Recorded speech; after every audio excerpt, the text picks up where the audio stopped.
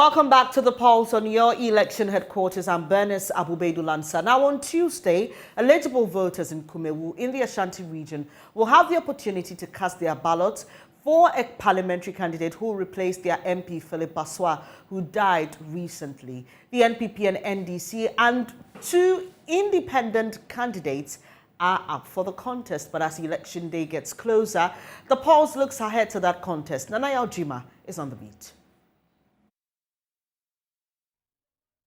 The demise of Kumawu MP Philip Baswa necessitated a by-election to fill the vacant seats.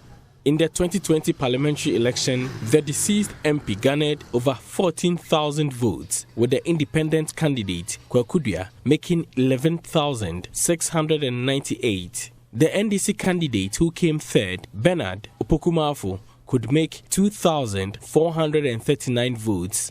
These results are however being contested by the independent candidate.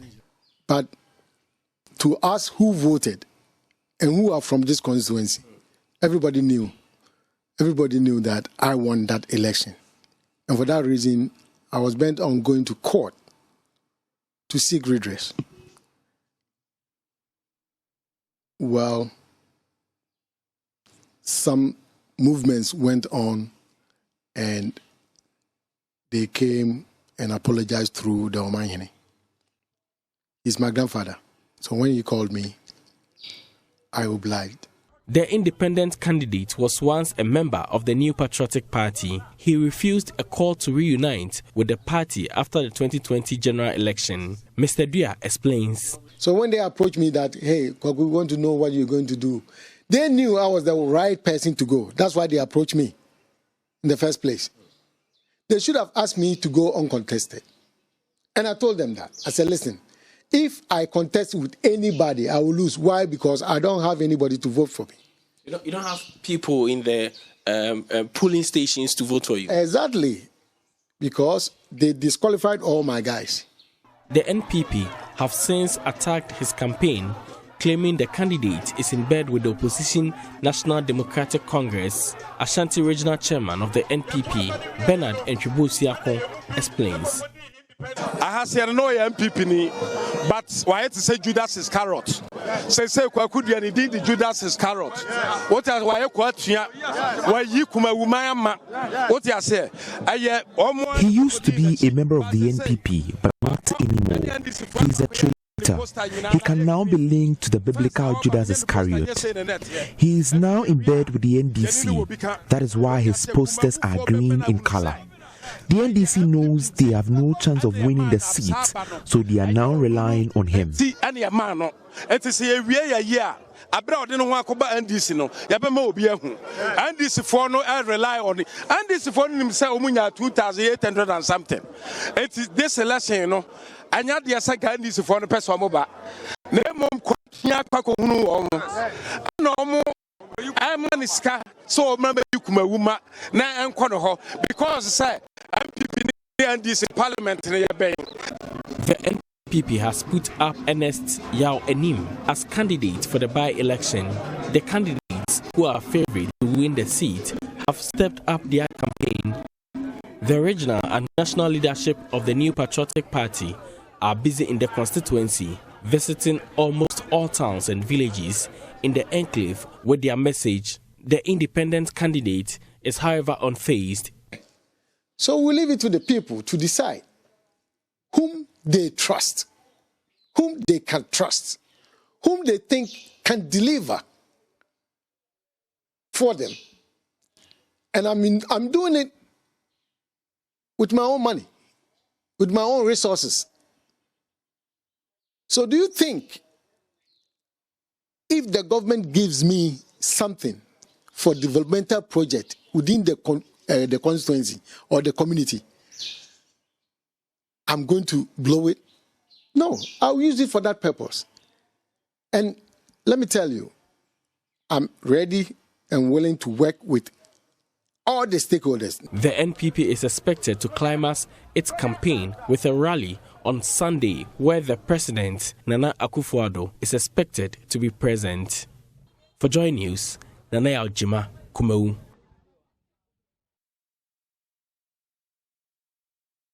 Let's now take you to the constituency. Ohiming Teria is there for us. Hello, Ohiming. How is Kumawu gearing up for that big election on Tuesday?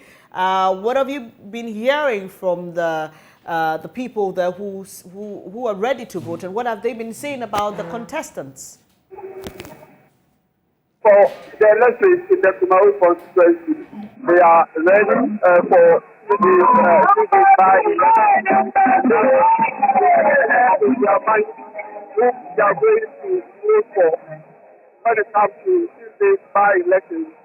I must say, today, being Friday, has been a very busy day for all the aspirants, being it the independent candidates, the Patriotic and the National Democratic Congress.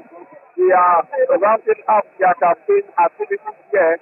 A while ago, the former President John Dramani Mahama addressed the residents of Modomase here in Kumawu after a rest stop at Kumawu, where he also addressed the election.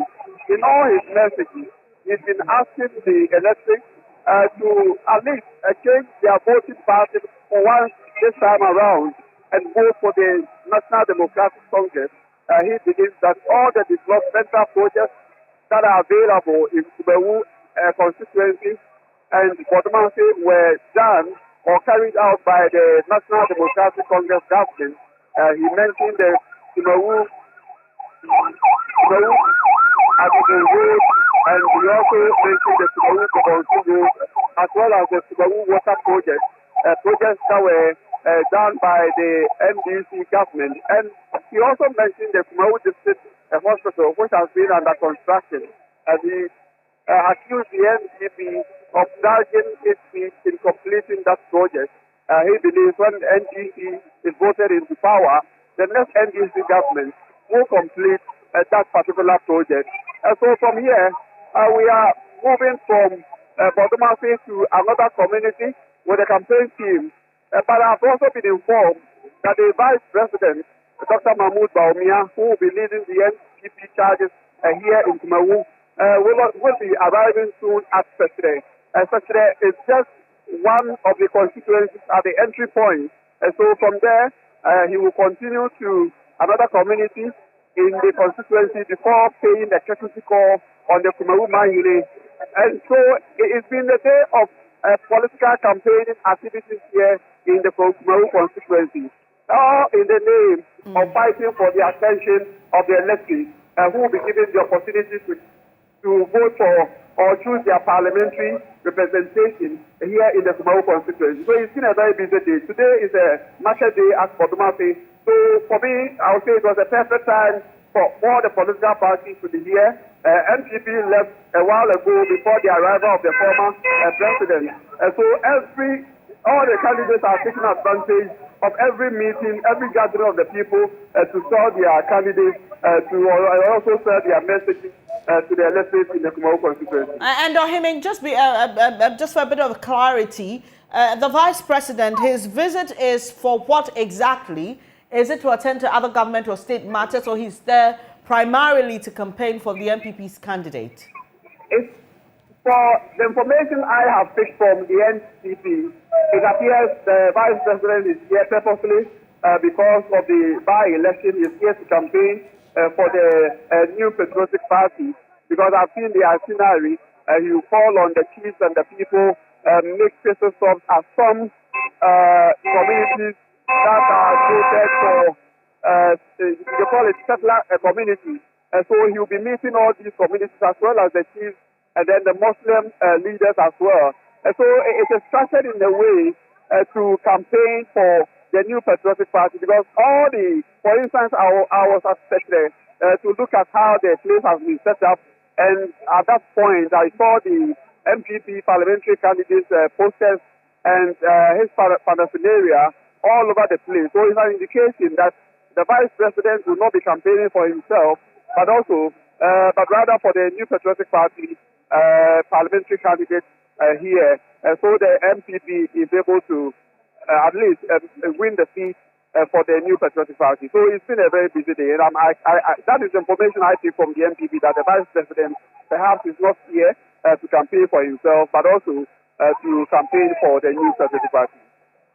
So just briefly, here's what I'd like you to do. I'd like you to run us through the candidates, who they are, and what the delegates have been telling you about them. Yes, we have 4 candidates who are vying for the parliamentary slot here. One is Ernest Anim. Mr. Ernest Anim is a native of Bodomase, and he is battling it out with the NDC Akosia Mankwa, who I'm told is also a native of Bodomase.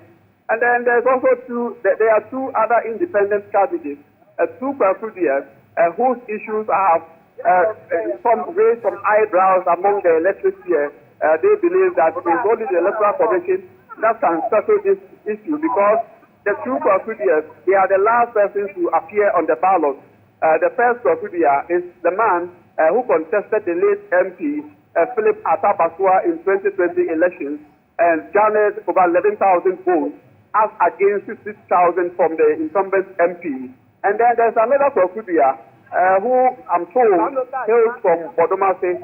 So the first Kwakudia is a native of Kumawu, and the second Kwakudia on the ballot is a native of Bodomase. It is interesting to note that almost half of the candidates are all natives of Bodomase.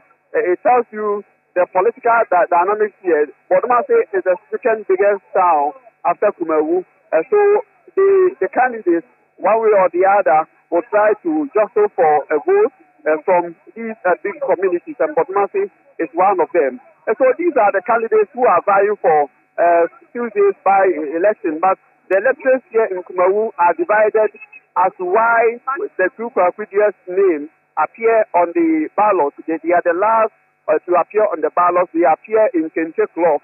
Just that the first Kwakudia who contested the late MP, his Kente is actually it comes with the color green, and then the second Kwakudia comes in the color red. Apart from these people who are vying, the information I have seen from the electorate is that the first Kwakudia, the man who contested the late MP, actually is very known, he's very popular, and he can be identified by many of the electors here. But the second Kwakudia is perhaps not known in the constituency at all.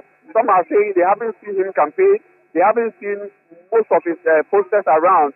So they believe that perhaps he's been put there by some people in order to confuse the electorate.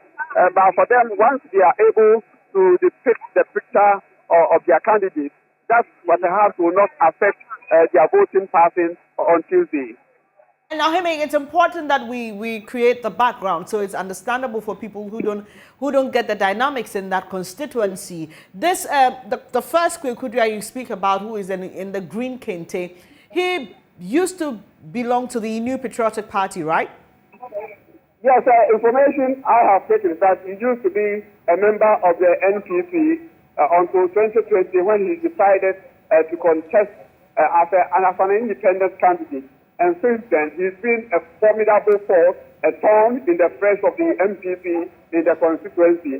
So with all the candidates, if MPP is afraid of anybody, that should be the independent candidate who contested the MPP's candidate in 2020 and polled 11,000 votes as against 16,000 or so from the incumbent MP, who had then served as DCE for Secretary Kumawu when it was immediately carved out of the East district. So they believe that if for a new entrant to make that inroad in the Kumawu constituency, then he's a force to reckon with. And MPP is doing everything to win the seat back to back. Here I've been told that the campaign team of the MPP has been grouped into 6. They have zoned the entire constituency into 6. And we have the national chairman and all the national executives, the national organizer, and all the people, the big guns who matter in MPP, here to campaign for their candidates. And it's no wonder the vice president will also join forces here to also campaign for the candidates, because MPP thinks that if they blink an eye, they are likely to lose this seat, taking into consideration the number of votes won by the independent candidate in 2020 elections. And he is well-known. He has his footings on the ground. Everywhere you go, his campaign is well-structured. I have witnessed few of his campaign activities here in the constituency. And anywhere he moves, the crowd moves with him. So it's no wonder the MPP is paying so much attention to him. And the fact that if they want to win this seat back-to-back, it has to be on a clean sheet. And they want to avoid any defeat of that that can be caused by the independent candidate here in the Kumawu constituency. And finally on Hemming, this Kwekudria appears to be also quite popular on the other side, that is among persons who claim to have sympathy or be sympathizers of the National Democratic Congress, right? Yes, I spoke to some NDC members, especially today in Kumawu. I saw them in NDC Panasinaria, dressed in NDC Panasinaria, and when I spoke to a couple of them, the information they gave me is that yes, when it comes to the general elections, they vote for the NDC presidential candidate. But for the parliamentary, they always prefer to vote for the independent candidate because they believe that MPP as a party has failed Kumawu constituency. And it's no wonder that your mama keeps drumming home the fact that all the developmental projects in the constituency has been led by the new National Democratic Congress, taking into consideration the Kumawu Water Project, the Kumawu Drobonsu Road, the Kumawu Agogo Road, and several other projects, including the district hospital that is under construction and being executed by NMS Infrastructure Limited. Hemming, we'll leave it here for now. That's all. Hemming Teya joining us from Kumawu as campaigns begin to, fold up or come to an end. Looking forward to that by-election on Tuesday. We'll see what the difference of the presence of John Dramani Mahama and Vice President Dr. Bawumia will make in that. But you want to stay with us. We are your election headquarters, and we will bring you the very best of coverage with regards to that. Now, still on politics, Whole West MP Manuel Bedra calls for a probe into branded vehicles bearing the image of Dr. Bawumia even before the presidential contest of the NPP begins. According to him, former President John Mahama's controversial 40 cedis allocated to delegates was donated openly as he did as a candidate in the Whole West constituency in a bid to promote transparency in political party finances. The member of the AU Parliamentary Caucus Against Corruption wants government to initiate a political finance bill that will put a stop to dubious funding of political activities. It's one of the things that as an opposition member of parliament I should be able to do. I spent money, but I spent it on the party. I spent on a party because the party gave us less than 20,000 cedis for transportation. What about delegates who are coming, over 1,300 delegates who are coming there to eat? Who pays for it? The canopy. And then, transporting them. But if you see how we're going about it, it's becoming a drain on the MPs. There were some MPs who were sharing money, for instance, and the Office of the Special Prosecutor is beginning to get interested in that. Yeah, so I am one of the people who are against bribing delegates. But just as I've shared with you, I need to bring delegates to come and vote.